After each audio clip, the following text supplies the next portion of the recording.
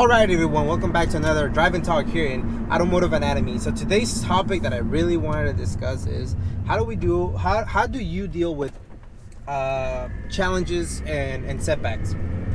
And so obviously we like stories around here. So let me give you guys a little story.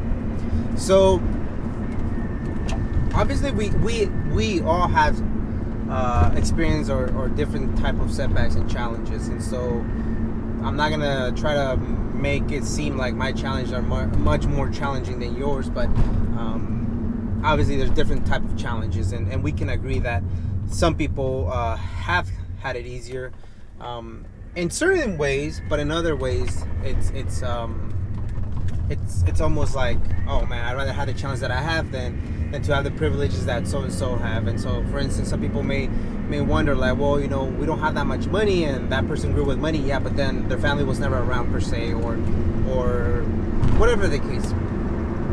And so, how it becomes with challenges for me. One of the earlier challenges that I really had a hard time was when I finished my bachelor's degree from Cal State Fullerton. I needed to go to get my master's for counseling, and there was this university that I applied to, and the reason why I applied there was because the program was online, and so not necessarily that I'm like in love with this university, it's just that's the program was online. So at the time I was working, like I said, I was working for a district in the morning from 6:30 to 12:30. I would go home, take a nap, make my lunch, and then go to work from 3 to 11.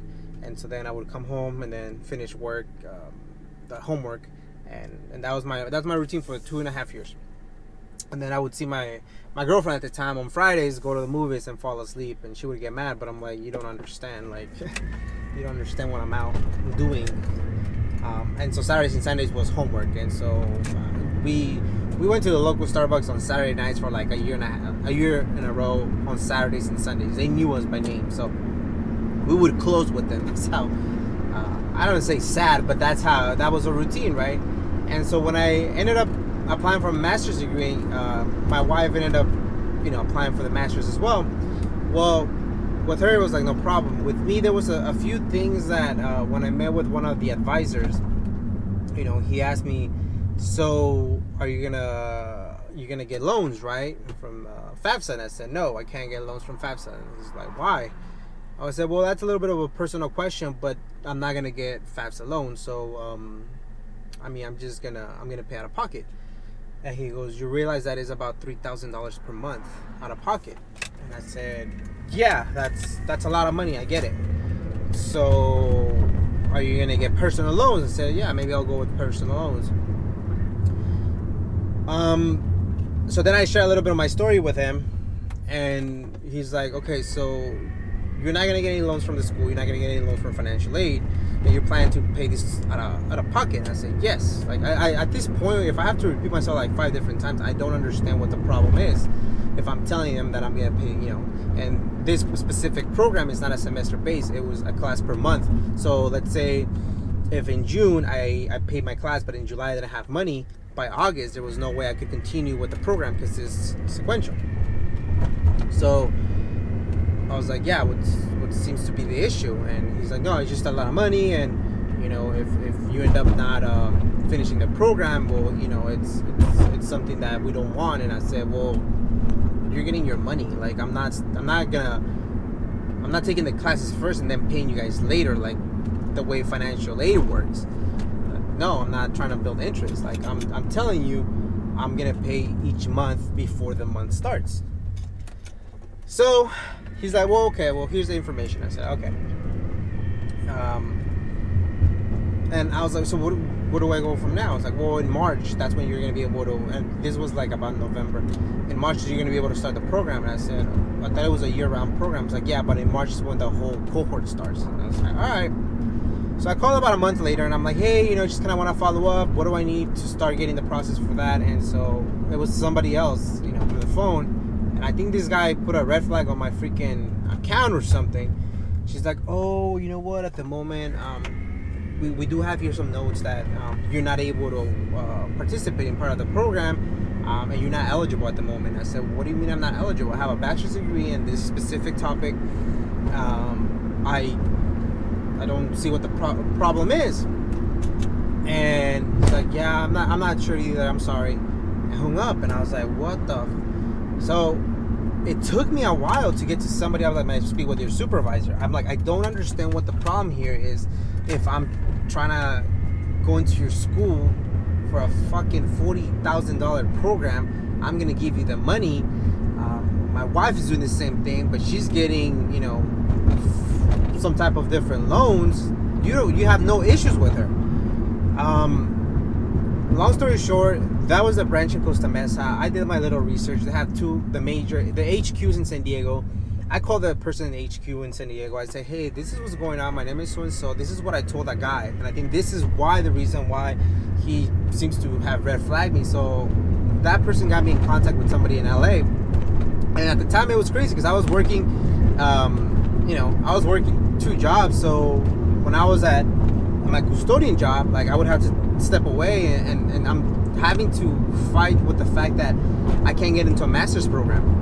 And I remember going home really just upset, and my mom didn't mean it in a bad way, but she's like, well, maybe it's for the best, that way you don't start something you don't finish. And I was pissed off. I was like, fuck that. Like, why in the hell should I not have the same opportunities as somebody else that it's gonna give them their money? Like, I'm not asking you for a free program. I'm not freaking getting financial aid. I've never got any financial aid.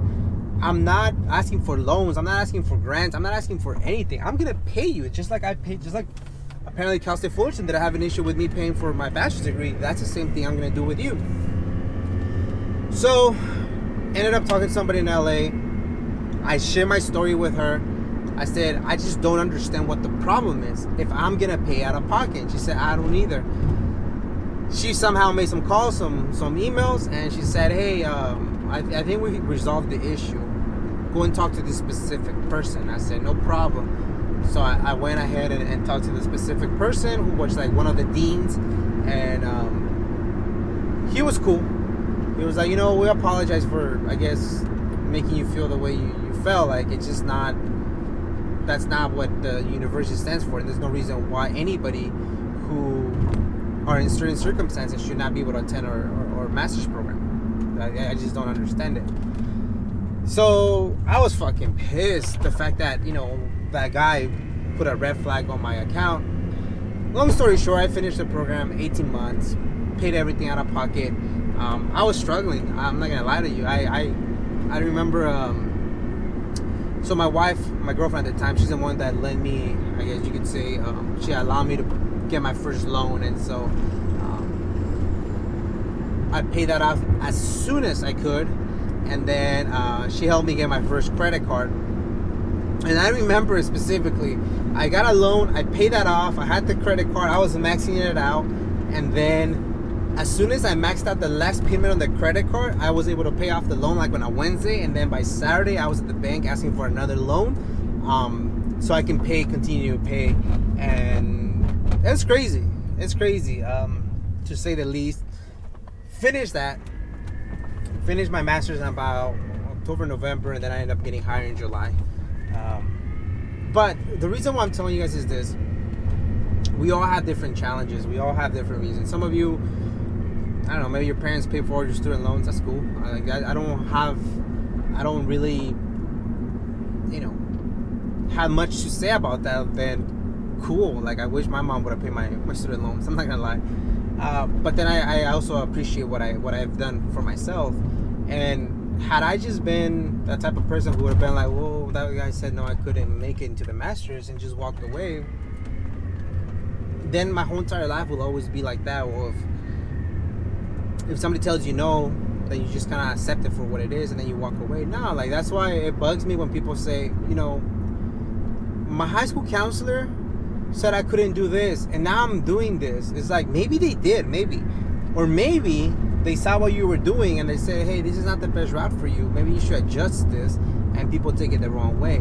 There's 2 different ways about trying to help somebody and trying to ridicule somebody, and we know that you can sense somebody telling you, hey, this is what I truly believe is best for you, as opposed to, no, you're never gonna amount to anything because you're just not doing the things that you're supposed to. I feel like a lot of people that are, have been in school and they're not the greatest students and they're ditching and blah, blah, blah. And a teacher or a counselor or a principal tells them, hey, you keep this route, you're not going to amount to a lot. Maybe not in those words, but that's how the kid or whoever, understands the message. Well, it's not because that person's trying to be mean. It's just, dude, you're ditching school. You're not doing what you're supposed to.